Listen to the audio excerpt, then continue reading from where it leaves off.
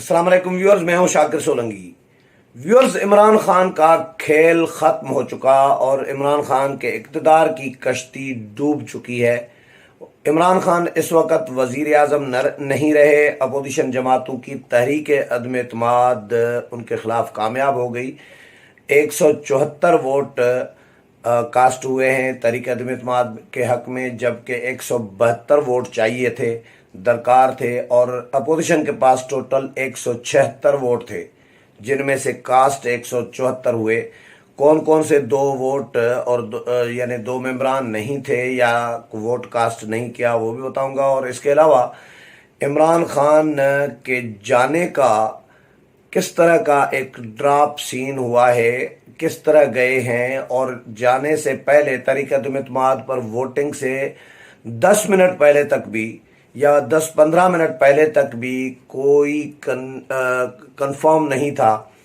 एक कन्फ्यूजन की सूरत हाल, एक गैर यकीनी की सूरत हाल इस्लामाबाद में बनी हुई थी और एक खौफ का साया मंडला रहा था इस्लामाबाद के ऊपर कि गाड़ियों के काफिले आनियाँ जानियाँ जो हम देख रहे थे वे शाहराह दस्तूर पर पार्लियामेंट के सामने, और जो इतलात आ रही थी या अफवाहें गर्दिश कर रही थी, कुछ इतला दुरुस्त थी, कुछ अफवाहें थी। ये इस तरह का माहौल एक बना हुआ था गैर यकीनी का कि कुछ भी हो सकता है। लेकिन अपोजिशन जमातों ने फैसला हतमी कर लिया था कि भाई इमरान खान को हर सूरत में घर भेजना है, चलता करना है, इमरान खान से जान छुड़ानी है इस कौम की। तो उसके बाद यानी जब 12 बजने वाले थे, 11 और 12 के दरमियान, गुज़श्ता रात 11 और 12 के दरमियान डेवलपमेंट हुई है और इस दौरान फैसला हुआ जी कि तहरीक अदम एतमाद पर वोटिंग कराई जाएगी, लेकिन पीटीआई इसमें हिस्सा नहीं लेगी। और पीटीआई के जो स्पीकर और डिप्टी स्पीकर हैं कासिम सूरी, वो भी इसका हिस्सा नहीं बनेंगे। लिहाजा उन्होंने इस्तीफे का फैसला किया। कासिम सूरी अपने चैम्बर में इस्तीफ़ा देकर आए और असद केसर जो हैं स्पीकर कौमी असेंबली, उन्होंने आखिरी सदारत की, इजलास की और अपने इस्तीफे का ऐलान किया। तो इस तरह मैंने पहले वीलॉग में कुछ चीज़ें बता चुका हूँ, जो पार्लियामेंट की प्रेस गैलरी से मैंने वीलॉग किया था, उसमें लाइव आपके साथ शेयर की हैं बहुत सारी चीज़ें। लेकिन इमरान खान साहब के हवाले से मैं ज़रूरी बताना चाहूँगा कि इमरान खान के ख़िलाफ़ तहरीक अदम एतमाद पर फैसला होने से पहले ख़बरें ये आई इस्लामाबाद में कि इमरान खान को गिरफ़्तार कर लिया गया है। हम चौंक गए ये सुनकर के भाई ये कैसे पॉसिबल है कि इमरान खान, अभी तो तहरीक अदम एतमाद पर वोटिंग हुई नहीं है, तो अभी तो वज़ीर आज़म वो हैं और वज़ीर आज़म को कौन गिरफ़्तार करेगा भाई। ये हमने प्रेस गैलरी जो है मीडिया की पार्लियामेंट की, उसमें हम डिस्कस कर रहे थे कि भाई वो अभी तक तो वज़ीर आज़म है, अभी वज़ीर आज़म से हट जाएं फिर गिरफ़्तारी हो तो फिर तो बात समझ में आती है। तो वो सिटिंग वज़ीर आज़म हैं, अभी तक उनके खिलाफ तहरीक अदम एतमाद पर वोटिंग नहीं हुई, तो उनको कौन गिरफ़्तार करेगा। बाद में फिर दोस्तों ने, बहुत सारों ने ये कहा कि जी गिरफ़्तार नहीं बल्कि नज़रबंद किया गया है घर में, कि घर से वो बाहर नहीं निकल सकते, बाहर चौकी लगा दी गई, जी इमरान खान साहब घर में रहेंगे। ये इस तरह की खबरें भी चली हैं।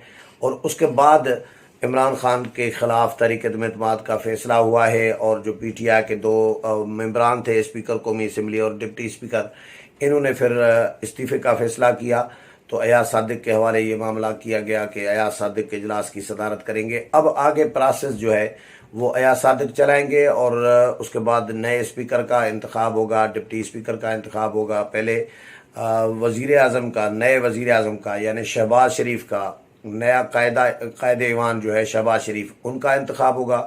और ये बहरहाल 3 इंतखाबात हैं। कायद ईवान है यानी वज़ीर आज़म शहबाज शरीफ साहब, उसके लिए डिक्लेयर है उम्मीदवार अपोजिशन जमातों के मुत्तफ़िका, और स्पीकर जो ओहदा पीपल्स पार्टी को दिया गया है, उनमें से 3 उम्मीदवार पीपल्स पार्टी के जो सुनने को मिल रहे हैं पीपल्स पार्टी की तरफ से, एक खुर्शीद शाह है, दूसरे नवीद कमर है और तीसरा शाजिया मरी का भी कुछ दोस्त नाम ले रहे हैं। लेकिन हतमी में इस बारे में फ़िलहाल कुछ नहीं बता सकता कि हतमी तौर पर नाम किसका है। 3 नाम बहरहाल ज़ेर गौर हैं पीपल्स पार्टी के, लेकिन यह तय है कि स्पीकर का ओहदा पीपल्स पार्टी के पास होगा और चेयरमैन सेनेट का ओहदा JUI को, मौलाना अब्दुल गफूर हैदरी को इतलात मिल रही हैं कि उनको मिलेगा, और डिप्टी स्पीकर का ओहदा गालिबन बलूचिस्तान को देंगे, BNP मेंगल को, या किसी BNP मेंगल के ज़्यादा मेंबरान ज़ाहिर हैं तो उनको मिलने का इम्कान है। तो ये इस तरह बाकी तमाम जमातें जो हैं वो इस नई हुकूमत का हिस्सा बनेंगी, मां सिवाय PTI के। PTI क्योंकि एक ऐसी अनफिट जमात है पाकिस्तान के सोसाइटी में, पाकिस्तान के माशरे में, सियासी जमातों में, जो किसी भी जमात के साथ नहीं चल सकती। किसी जमात के साथ तो क्या, खान साहब अपने लोगों के साथ नहीं चल सकते। अपने लोग जो हैं, MNAs जो हैं या MPs जो हैं, वो अपने लीडर के साथ, खान साहब के साथ नहीं चल सकते। तो अभी आपने देखा कि वो बहुत सारे छोड़ चुके हैं, लेकिन अब जब खान साहब इक़्तिदार से चले गए हैं, अब उनके वो वज़ीर आज़म नहीं रहे, वज़ारत उज़्मा से हट चुके हैं, तो अब PTI का मज़ीद खाना ख़राब हो आप देखेंगे, मज़ीद तितर बितर होगी PTI, और PTI बिल्कुल काफिली वाला सीन आपको नज़र आएगा। 5, 7, 10 तक नशस्तें PTI को मिलती रहेंगी। लेकिन ये एक जो हाइप क्रिएट की गई थी, बिलावल साहब ने आज बड़ी धुआंधार जो कल तकरीर की कौमी असम्बली में, उसमें पाशा साहब का नाम लिया, और तो ज़ाहिर है पाशा साहब ने इस पार्टी को फ़रोग़ दिया और पार्टी बनाई। मियाँ नवाज शरीफ ये बात बारहा कह चुके हैं अपने तकरीरों में कि 2 साल की मेहनत की गई है इन पर, कि PTI पर, कि PTI को बनाया जाए। तो जिन्होंने जो ले आए थे वो इनको ले गए, और लेकिन ये बाइज़्ज़त तरीके से नहीं गए। खान साहब बाइज़्ज़त तरीके से नहीं गए। खान साहब ने यानी लड़ाई लड़ने की, आखिरी गेंद लड़ने के दावे किए थे, लेकिन वो आखिरी गेंद नहीं लड़ सके और उन्होंने हथियार डाल दिए। कल जो तकरीर थी परसों खान साहब की, कौम से खिताब था, उसमें मायूसी झलक रही थी खान साहब की। तो मैं दोस्तों को कह रहा था, बहुत सारे दोस्त ये शर्तें लगा रहे थे और एक दूसरे के साथ ये दावे कर रहे थे। कोई कह रहा था कि जी तहरीक-ए-इंसाफ कामयाब होगी, कोई कह रहा था कि जी नहीं होगी। तो मैं पहले दिन से आप लोगों के साथ, जो दोस्त मेरे मुस्तकिल व्यूअर हैं वो इस बात के गवाह होंगे कि मैंने पहले दिन से इमरान खान के ख़िलाफ़ तहरीक-ए-इंसाफ की कामयाबी की बात की है कि कामयाब होगी, और मुझे होती हुई नज़र आ रही है। मैं कैलकुलेशन करता था अपने हिसाब से, कड़ियों से मिलाता था कि भाई एक तरफ तो खान साहब ने अमेरिका के साथ पंगा ले लिया है, और अमेरिका दुनिया का सुपर पावर तो है, इसमें तो कोई शक नहीं है। तो अमेरिका पर इल्ज़ामात खान साहब ने लगाए कि अमेरिका साजिश कर रहा है हमारे ख़िलाफ़, और हमारे पाकिस्तान के अंदरूनी सियासी मामलात में मुदाखलत कर रहा है। अपोजिशन और अपोजिशन को पैसे दे रहा है, और पैसे देकर हमारी हुकूमत गिराना चाह रहा है। और मतलब सुपर पावर के ख़िलाफ़ एक तो उनके साथ पंगा ले लिया खान साहब ने, दूसरा पंगा ले लिया ज़ाहिर फ़ौज के साथ और इदारों के साथ, ताकतवर इदारों के साथ। भाई पाकिस्तान में अगर कोई सुपर पावर है तो वो ये इदारे हैं दो, ISI और फ़ौज। तो इनके साथ भी खान साहब ने कोई मतलब पंगाई ले लिया। इसी तरह अपोजिशन जमातें, बड़ी कुव्वत है पाकिस्तान में, तमाम अपोजिशन जमातें मुत्तफ़िक हो गई हैं, मुत्तहिद हो गई हैं। और ये सब जब सारा माहौल खान साहब के ख़िलाफ़, अपने बंदे खान साहब को छोड़ चुके थे, बहुत सारे इत्तेहादी छोड़ गए, अपने पार्टी के अरकान जो हैं कौमी असम्बली में, सूबाई असम्बली में, वो सारे छोड़ गए। तो ऐसे में कप्तान का बचना पॉसिबल था नहीं। तो मैं ये पहले दिन से ये बात करता था। कप्तान ने जितनी ज़िद की हुई थी कि न जाने की, कि भाई मैं तो नहीं जाऊंगा, बिल्कुल अपनी जागीर बना कर रखना चाह रहे थे, पाकिस्तान को बना कर रख दी थी। पाकिस्तान को कोई खान साहब से पूछने वाला नहीं था, खान साहब के साथियों से पूछने वाला नहीं था। अन्नी मचाई हुई थी खान साहब और उनके साथियों ने, या खान साहब के साथियों ने खान साहब की छतरी के तले उनके आशीर्वाद में अन्नी मचाई हुई थी। एक महंगाई तो कुछ भी नहीं है भाई, महंगाई इन्होंने नहीं की थी। इन्होंने जो लुटमार मचाई हुई थी वो इनकी लुटमार थी, करप्शन की। अब एक चीज़ 100 रुपए की फ़र्ज़ करें खान साहब से पहले थी, वो 120 में 120 की हो जाए तो ये है महंगाई।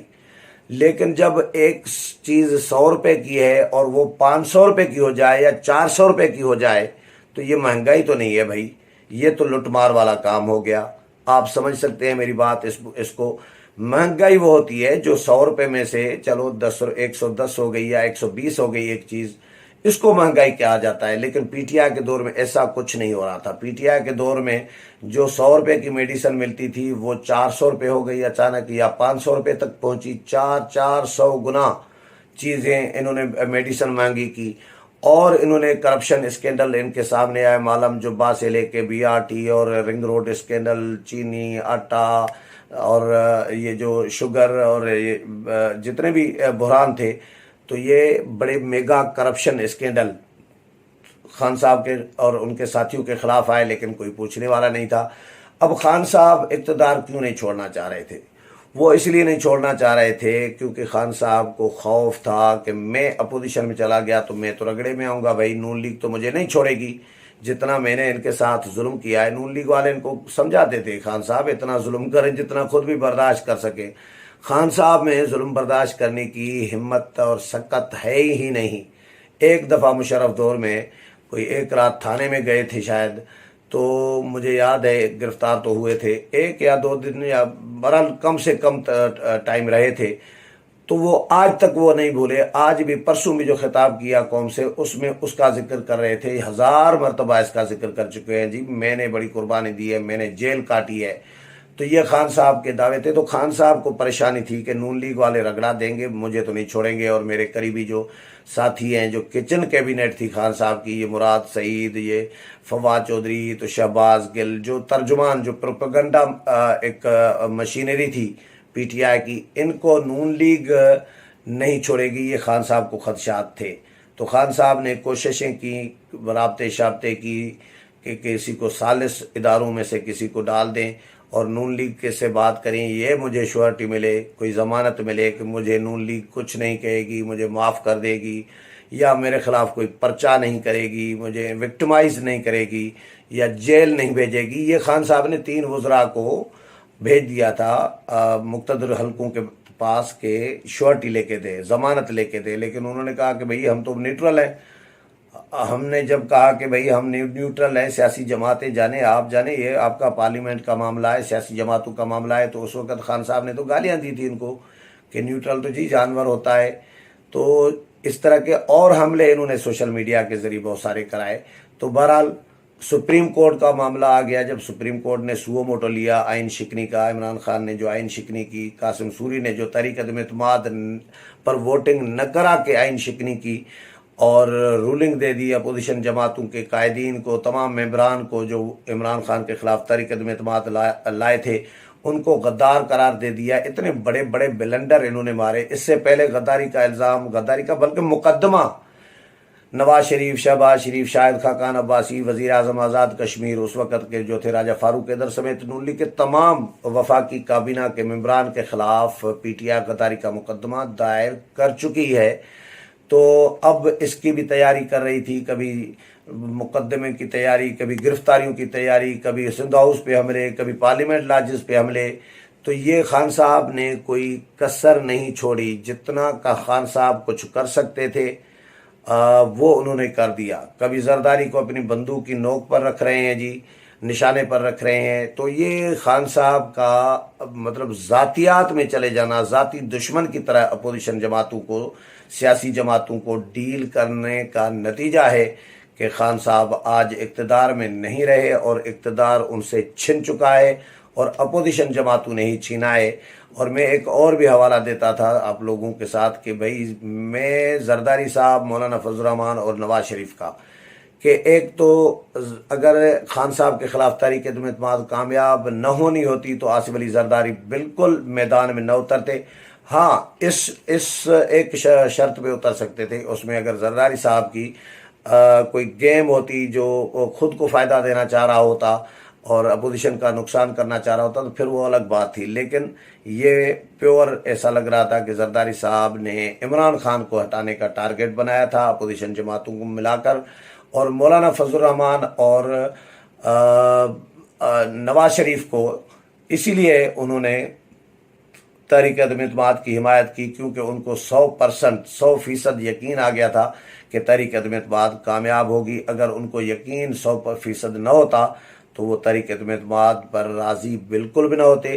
तो ये मैं सोचता रहा था, इस तज्जिया करता रहा था कि एक आसिफ अली जरदारी का मैदान में आना, दूसरा मौलाना फजल रहमान और नवाज शरीफ का तहरीक अदम-ए-इत्तेमाद पर राज़ी हो जाना, ये कड़ियाँ हैं कि तहरीक अदम-ए-इत्तेमाद का जो अपोजिशन ने ऑप्शन जो पत्ता फेंका है, ये हवा में नहीं फेंका, ये बिल्कुल निशाने पर है। और तहरीक अदम-ए-इत्तेमाद पर वोटिंग को रोकने की कोशिश की, गैर आइनी इकदाम किए गए, आइन की खिलाफ वर्जियाँ की गई, बहुत सारे और इकदाम किए गए, लेकिन मिला कुछ भी नहीं खान साहब को, क्योंकि ये तमाम रास्ते जो हैं वो भी गैर आइनी थे, गैर कानूनी थे। अब खान साहब ने नाअहली से 5 साल नाअहली से बचने के लिए और अपने साथियों को भी नाअहली से बचाने के लिए मजबूरन खान साहब को जो है जिस तरह खबरें चली थी कि नज़रबंद कर दिया गया था। उसके बाद फिर स्पीकर और डिप्टी स्पीकर ने इस्तीफ़ा भी दे दिया और कौमी असम्बली का जो ऐवान है वो अपोजिशन के हवाले कर दिया कि जी अयाज सादिक सदारत करेंगे और प्रोसेस करेंगे। तो अयाज सादिक ने प्रोसेस करके कार्रवाई की, सदारत करके कौमी असम्बली के इजलास की वोटिंग कराई और वोटिंग वो कामयाब हो चुकी है। तो अब खान साहब और पीटीआई के यूथियों का जो तकब्बुर था, जो गुरूर था, वो खाक में मिल गया है, उस पर पानी फिर गया है। अब पीटीआई, क्योंकि शाह महमूद कुरैशी भी आए थे, बड़ी तवील तकरीर करके जो रिफू चक्कर हो गए तो फिर वापस नहीं आए। तो उसमें से मुझे अंदाज़ा हो रहा था कि भाई शाह महमूद कुरैशी निकल गए पतली गली से, तो इसका मतलब है कि तहरीक अदम-ए-इत्तेमाद कामयाब होगी। और वो तहरीक अदम-ए-इत्तेमाद आज कामयाब हो गई है। अब इमरान खान साहब जो हैं मुल्क के वज़ीर आज़म नहीं रहे और उनसे हुकूमत इक़्तिदार छिन चुका है। और अपोजिशन की जो 3.5 साल की जद्दोजहद थी, मौलाना फजल रहमान की, मियां नवाज शरीफ की और पीडीएम की, वो रंग लाई है। और उनको जो है उसका जो सिला है, इस तहरीक का जो समर है, वो इमरान खान को हटाने की सूरत में मिल चुका है। उम्मीद है प्रोग्राम पसंद आया होगा। अगले प्रोग्राम में फिर मुलाकात होगी, तब तक इजाज़त चाहता हूँ। अल्लाह हाफिज़।